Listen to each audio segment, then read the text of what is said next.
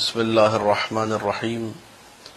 الحمد لله رب العالمين، والصلاة والسلام على سيدنا ومولانا أبي القاسم محمد. اللهم صل على محمد وآل محمد وآله الطيبين الطاهرين المعصومين المظلومين المنتجبين الأخيار، ولعنة الله على أعدائهم الأشرار. أما بعد، فقال الله تبارك وتعالى في كتابه المبين: بسم الله الرحمن الرحيم. قل جاء الحق وزهق الباطل إن الباطل كان زهوقا.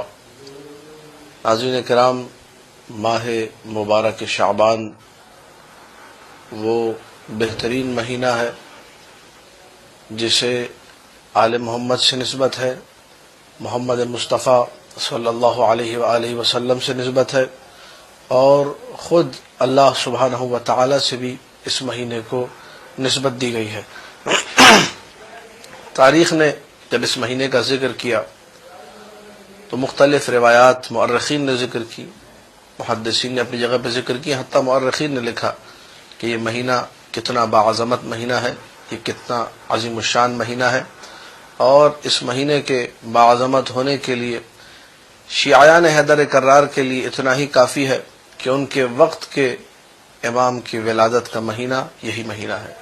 ماہ شعبان المعظم میں ایک ایسی رات، 15 شعبان کی رات، نیمہ شعبان کی رات، جس میں آمد اس ہستی کی ہوئی جس ہستی نے اہل باطل کے تمام عزائم کو خاک میں ملا دیا، جس نے کائنات کی تمام ظلمتوں میں نور خدا ہونے کا ثبوت دے کر اہل باطل کو یہ بتایا کہ باطل ہمیشہ سے مٹنے کے لیے ہے، اور اہل باطل کی تمام وہ کوششیں جس سے وہ نور اسلام کو مٹانا چاہتے تھے، نور اسلام کو خاموش کرنا چاہتے تھے، بتا دیا کہ باطل مٹنے کے لیے ہے، اور نور خدا اور کلمت اللہ اور بقیت اللہ ہے جو ہمیشہ سربلند رہے گا، بلند و بالا رہے گا۔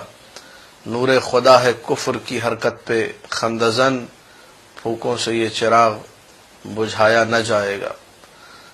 قائم آل محمد صلوات اللہ وسلام علیہ کی ولایت باسعادت سب کی خدمت میں تبریک اور تہنیت پیش کرتا ہوں، اور چاہوں گا آل محمد کے چاہنے والوں سے، امام زمانہ کی خوشنودی کے لیے اعمال انجام دینے والوں سے، کہ جس قدر ہو سکتا ہے اس مہینے میں، خاص طور سے ماہ شعبان المعظم میں، امام زمانہ کی حفاظت کے حوالے سے جو دعا پڑھی جاتی ہے سلامتی امام زمانہ کے لیے: اللہم کل ولیک الحجۃ ابن الحسن صلواتک علیہ وعلی آبائہ فی هذه الساعة وفی کل ساعة ولیا وحافظا وقائدا وناصرا ودلیلا وعینا حتی تسکنہ ارضک طوعا وتمتعہ فیہا طویلا۔ اس دعا کو بار بار پڑھیں، مسلسل پڑھیں، اپنے نماز، اپنی دعاؤں، اپنے نماز کے قنوت میں اس دعا کو شامل کریں تاکہ مسلسل آپ کا تعلق سرکار سے برقرار رہے۔ اس مہینے کی عظمت کے لیے بہت ساری دلیلیں ہیں، بہت سارے شرف ہیں جو اس مہینے کو نصیب ہوئے ہیں۔ ایک تو سب سے پہلی بات، ماہ شعبان کا جو نام ہے، لفظ شعبان، امیر المؤمنین صلوات اللہ وسلام علیہ کا فرمان گرامی ہے: سماہ شعبان ربنا، یہ نام شعبان کا ہمارے رب نے رکھا ہے، اللہ نے خود اس مہینے کا نام شعبان رکھا، لتشعب الخیرات فیہ، کیونکہ ہر قسم کا خیر اس میں تقسیم ہوتا ہے اور بڑھتا ہے۔ تو آل محمد کے چاہنے والوں کے لیے اس سے بڑا خیر کیا ہوگا کہ وقت کے امام کا جو ظہور بابرکت ہے، جو ولادت باسعادت ہے، ولادت منور ہے، وہ اسی مہینے کے اندر واقع ہوئی ہے۔ یہ سب سے بڑا خیر ہے، اور خیر العمل یہی ہے کہ انسان آل محمد کی خوشنودی کے لیے کام کرے، امام زمانہ کے لیے کام کرے۔ لہٰذا مومن کرام کو چاہیے کہ اس مہینے کی عظمت کا ادراک کرے اور خیرات کو سمیٹنے کی کوشش کرے۔ یہ مہینہ ہی خیرات کی تقسیم کا مہینہ ہے۔ شعبان یعنی خیرات کی تقسیم، شعبان یعنی نیکیوں کی تقسیم، شعبان یعنی عظمتوں کی تقسیم، شعبان یعنی برکتوں کی تقسیم۔ ان کو انسان سمیٹے، وسیلہ بنائے امام زمانہ کو۔ وَبِيُمْنِهِ رُزِقَ الْوَرَى، امام زمانہ کی برکت، ان کے یمن یعنی برکت، برکت کی وجہ سے ساری کائنات کو رزق ملتا ہے۔ کسی کو کائنات میں اگر رزق ملا امام زمانہ کی وجہ سے، تو شعبان خود ایک رزق ہے من جانب اللہ مومن کے لیے، جس کی حیات کو اللہ نے طولانی کیا اور شعبان کا معظم مہینہ دیکھنا اس کی زندگی میں قرار دیا۔ یہ وہ مہینہ ہے جو کہ اس کے لیے باعث برکت ہے۔ تو امام زمانہ صلوات اللہ وسلام علیہ کو وسیلہ بنائے اور کوشش کرے کہ اس مہینے میں جتنا ہو سکے خیرات کو سمیٹے۔ اللہ کے رسول نے یہ جملہ کہا الشعبان الشہری، ایک مقام پر کہا الشعبان الشہری و شہر اللہ، میرا بھی مہینہ ہے، اللہ کا بھی مہینہ ہے۔ جس چیز کی نسبت رسول کی طرف ہو جائے خود بخود وہ چیز اللہ کی طرف منسوب ہو جاتی، کیونکہ رسول کا تو ہر عمل خدا اس کو اپنی طرف نسبت دیتا ہے۔ وما رمیت اذ رمیت ولکن اللہ رما، اے رسول جب تم نے تیر پھینکا، جب تم نے تیر چلایا، تم نے نہیں چلایا، اللہ نے چلایا۔ تو وہ مہینہ، وہ چیز جسے اللہ کا رسول اپنا کہہ دے تو وہ خود بخود خدا کا ہو جایا کرتا ہے۔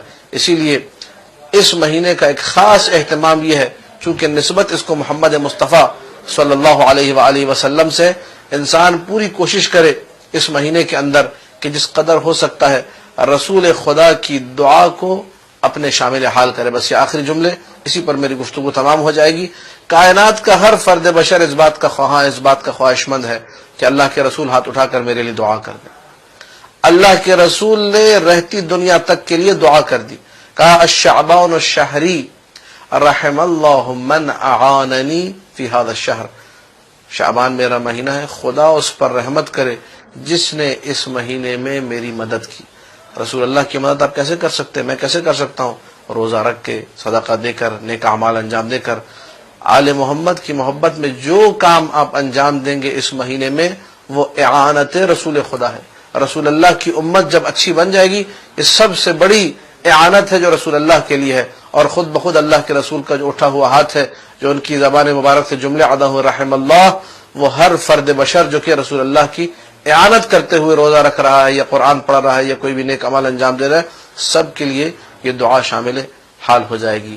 اور جب روزے کا حکم بیان ہوا اور ان صدقات و خیرات کا حکم بیان ہوا، آخری جملہ امیر المومنین نے ارشاد فرمایا کہ میں نے جب سے یہ سنا کہ اللہ کے رسول نے کہا ہے کہ شعبان میرا مہینہ ہے اور جس مہینے میں روزہ رکھے گا وہ در حقیقت میری کمک کرے گا، میں نے عہد کیا کہ میں زندگی بھر کبھی شعبان کا روزہ نہیں چھوڑوں گا۔ یہ امیر المؤمنین سلام اللہ علیہ کی طرف سے اہتمام تھا ماہ شعبان کے لیے، رسول کی آواز پر لبیک کہتے ہوئے میں اور آپ بھی شیعان حیدر کرار ہیں، سیرت مولا علی پر عمل کریں، سیرت رسول اکرم پر عمل کریں اور کوشش کریں کہ اس شعبان المعظم کے مہینے کو ویسے منائیں جیسا ہمارا مولا چاہتا ہے۔ السلام علیکم ورحمۃ اللہ وبرکاتہ۔